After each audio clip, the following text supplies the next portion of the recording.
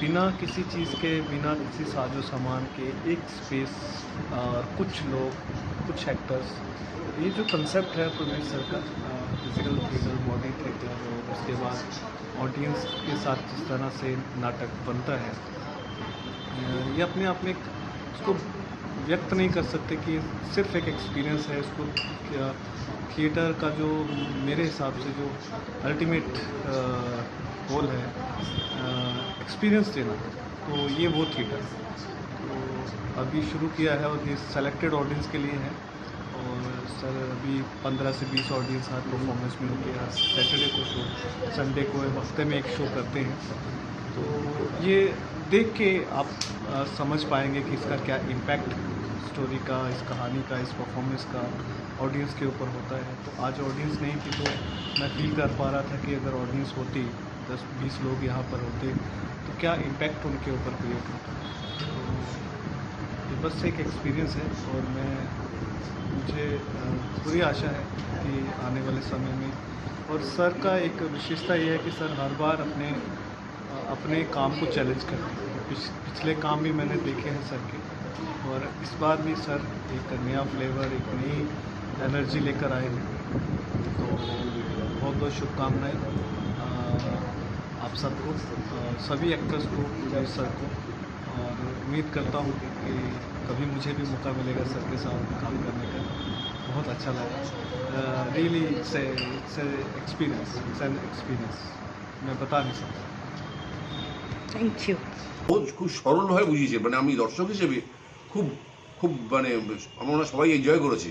একটা স্টোরি লাইনটা beautiful story লাইনটা, এবং পাত্রপাত্রী যারা অভিনয় করেছে তারা তো নমস্য, ভালো লেগেছে। কস্টিউম ভালো লেগেছে, তার কস্টিউমটাকে মাঝে মাঝে যে প্রপার্টি হিসেবে ইউজ করেছে, হ্যান্ড মানে থ্যাঙ্কফুল টু হিম।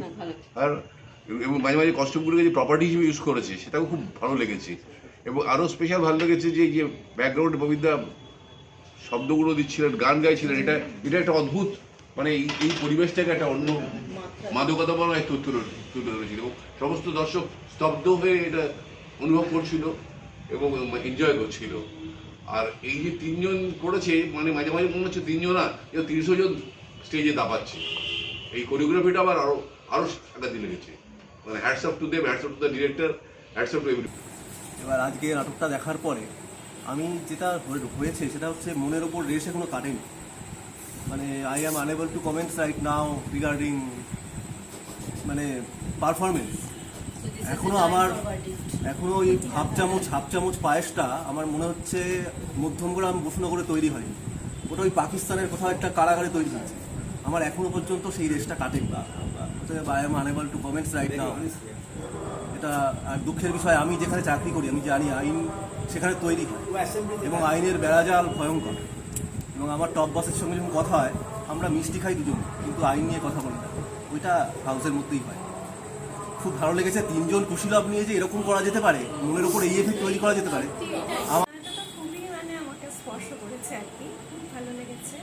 লেন্দি ব্যাপারটা আমারও একটুখানি মনে হচ্ছিল যে কোনো কোনো জায়গা হয়তো একটু বেশি শেষের দিকটায় এসে অনেকটা, আবার পাশাপাশি এটাও মনে হয়েছে যে ওইটুকু না এলে একটা পরিপূর্ণতা, মানে ওইটুকু লেন্থ না হলে পরিপূর্ণভাবে আর কি জিনিসটা হয়তো আসবে না। কাজেই ওইটা নিয়ে কিছু বলছি না। আর নাটকের মাঝখানে যে গানগুলো আমার অসাধারণ লাগে, ও গলার, মানে আমি সবারই বলছি, আপনি যেটা করছিলেন ওইগুলো আরেকটু যদি বেশি করা যায়, মানে গানটা যেন আরও দারুণ করে দেয় নাটকটাকে। যে খালি গলার, উদাত্ত গলায় যে গান, আর এটাও আমার খুব ভালো লাগে। ওই যে বা যেগুলো মানে আমি কিন্তু একদম প্রথম দর্শক বলতে পারি। আমি নাটক কোনোদিনও কোনো বড় জায়গায় গিয়ে আমার দেখা হয়নি, তবে আমি মধ্যগ্রামে যখন যে হয় নজরুল মঞ্চে নাটক, তখন আমি মাঝে মাঝে সুযোগ পেলে একটা দুটো নাটক দেখেছি, আমার ভালো লেগেছে।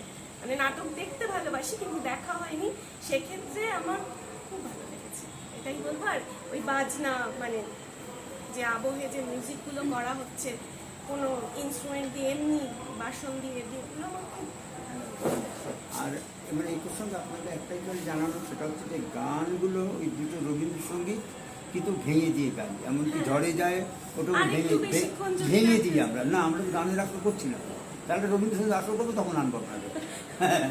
আমরা তো নাটক করছি, ওই নাটকের জন্য যতটুকু দরকার ততটুকু রেখেছি, তার বেশি রাখিনি। হ্যাঁ, আর আরেকটা হচ্ছে ওই যে কোরআনের আয়াত হ্যাঁ, শুনছিলেন, কিন্তু এত সুন্দর হয় যে মানে খিদেটা ওটাই। বাড়িয়ে দেয় শোনার জন্য। কোরআনের আয়াত বা ওই নামাজের যে এইগুলো শুনছিলেন, এই সবগুলো ইম্প্রোভাইজ। আমি শেখা না, আমি মানে আবার গাইতে বলে আর পারবো না, আবার নতুনভাবে করতে হবে, নতুনভাবে হবে। তবে নাটকের বক্তব্য অনুযায়ী মনে তো সেই বিষাদের ছোঁয়াটা থেকেই যায়। তো হাসি খুশি নাটক যদি করে আবার করে।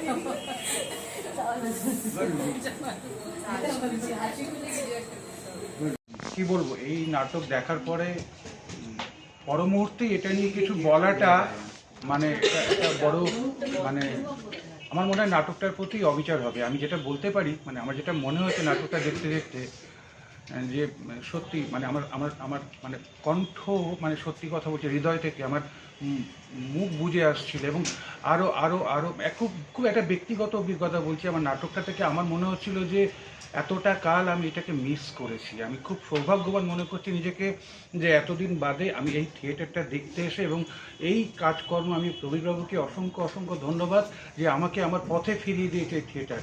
আর এই নাটকের অভিনয় বা অ্যাম্বিয়েন্স তৈরি করা বা এই যে সুবাস, এই সমস্ত নিয়ে যে একটা অপার্থিব জগতে আমরা পৌঁছে যাই, যেখানে যেখানে আমাদের কান্নাগুলো কোথাও সংগ্রামী হয়ে ওঠে, এই যে পাওনাটা, কান্নাটা কেবল কান্না নয়, কান্নাটা জিহাদ হয়ে যায়, এটা আমার কাছে ভীষণ ভীষণ ভালো লাগার এবং কষ্ট পাওয়ার একটা মুহূর্ত তৈরি করেছে। বোধহয় এটাই কাঙ্ক্ষিত এই টেক্সটে।